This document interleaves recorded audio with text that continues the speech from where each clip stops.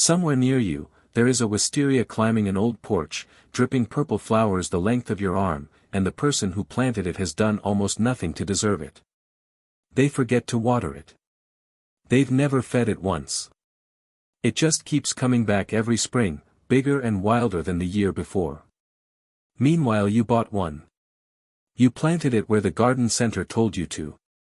You watered it faithfully. And 3 years later, it's still a sad cluster of green leaves with not a single flower in sight.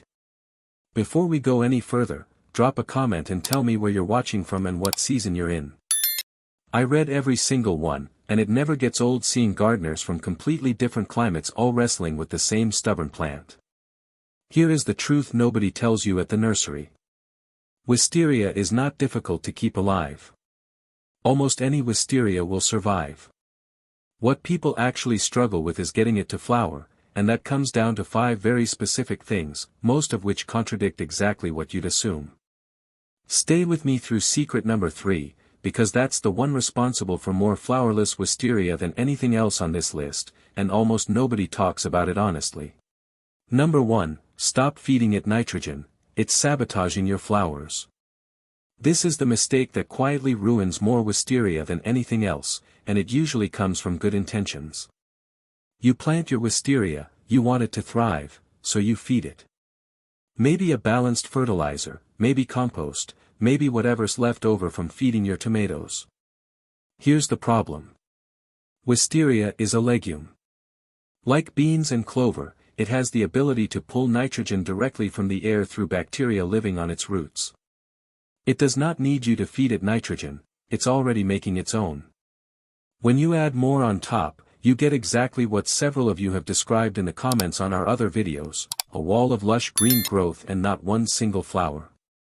The plant puts all its energy into leaves because nitrogen tells it to. Flowers require a completely different signal, phosphorus and potassium, and ideally, a small amount of stress. So here's what to actually do. Stop feeding nitrogen entirely once your wisteria is established, meaning after its first full year in the ground. If you want to feed it at all, use a bloom-boosting fertilizer high in phosphorus, something like a rose or tomato feed, applied once in early spring. If your soil is already reasonably fertile, you may not need to feed it at all. A slightly hungry wisteria is a wisteria that flowers. A well-fed one is a wisteria that just grows leaves forever. Number 2, plant it where it will struggle a little, poor soil is your friend. This follows directly from secret 1, and it's another instinct you need to override. Most gardeners assume the richest, best soil in the garden is where every plant wants to go. Wisteria disagrees completely.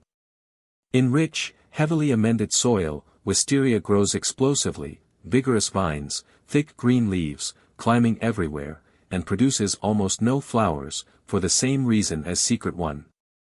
Too much available nutrition tells the plant to focus on growth instead of reproduction. What wisteria actually wants is a sunny spot, 6 hours minimum, this part is non-negotiable, in soil that is average to poor.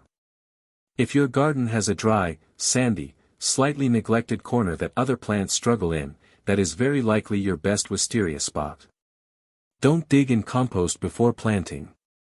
Don't amend the soil heavily. Plant it almost exactly as is. This also solves a problem several of you mentioned about clematis, established plants that were planted too well and now won't perform. If your wisteria has been in rich soil for years and refuses to bloom, you can't easily fix the soil retroactively without disturbing the roots. But you can stop feeding it entirely and let the existing nutrients deplete over a season or 2. Patience here matters more than intervention. Number 3, the root pruning trick that forces flowers, the one nobody talks about. This is the secret I told you to wait for, and it's the one that solves the single most common wisteria complaint there is, a healthy, vigorous, well-established plant that simply will not flower, year after year, no matter what you do. If you've tried adjusting feeding and soil and you're still getting nothing but leaves, the plant likely needs a more aggressive intervention. This is called root pruning, and it sounds alarming, but it's one of the oldest tricks used by experienced wisteria growers and it works remarkably well. In late autumn or early spring, take a sharp spade and drive it straight down into the soil in a circle roughly 2 to 3 feet out from the main trunk, cutting cleanly through the outer roots all the way around. You're not digging the plant up. You're simply severing the outermost root system in one decisive cut. This sounds brutal, but here's why it works.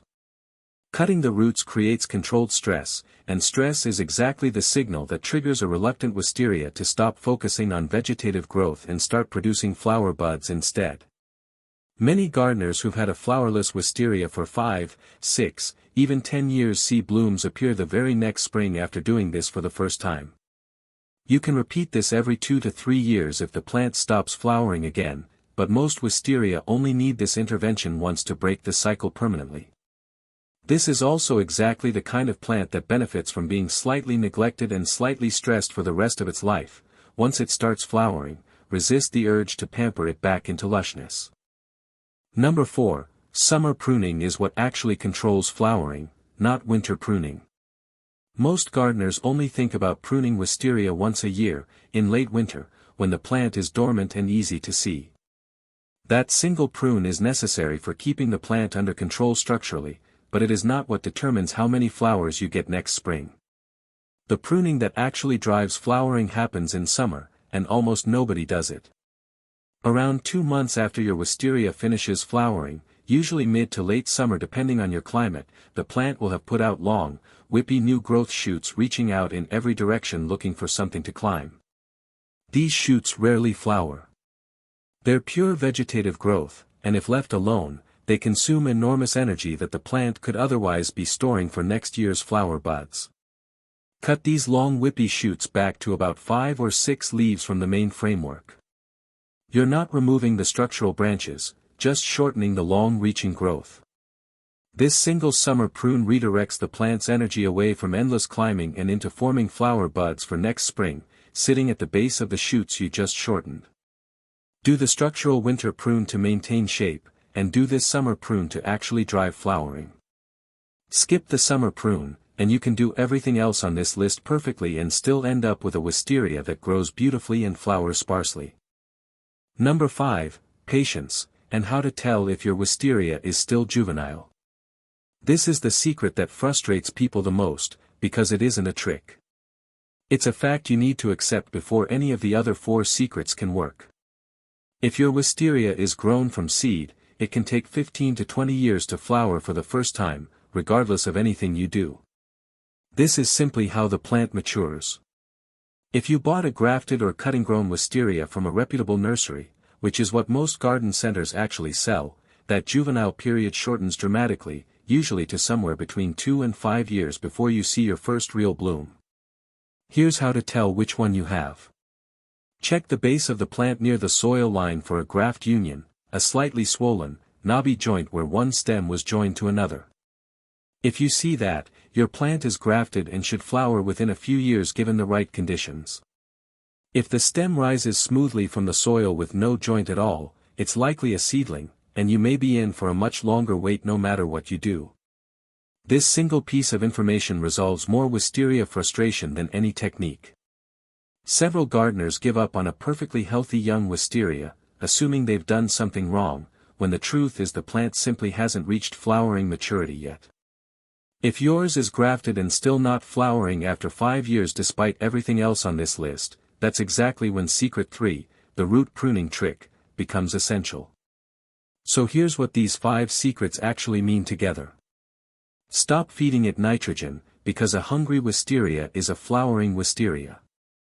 Plant it in average soil, not rich soil, because struggle drives blooms. If it's still refusing to flower after years of good care, root prune it. That single dramatic cut breaks the cycle for good. Prune it twice a year, not once, because the summer cut is what actually controls next year's flowers. And finally, know whether your plant is grafted or seedling, because that single fact determines whether you're weeks away from flowers or years away. Do these 5 things, and the wisteria that's been disappointing you for years can become the one dripping purple over your porch that neighbors stop to photograph. If this changed how you think about wisteria, subscribe, because this channel exists for exactly this kind of plant, the ones everyone calls impossible that are actually just misunderstood. New video every 2 days. And tell me in the comments, how long has your wisteria been refusing to flower, and have you tried root pruning yet? I read every single comment, and your stories shape what I make next. Now go plant something. And then leave it alone.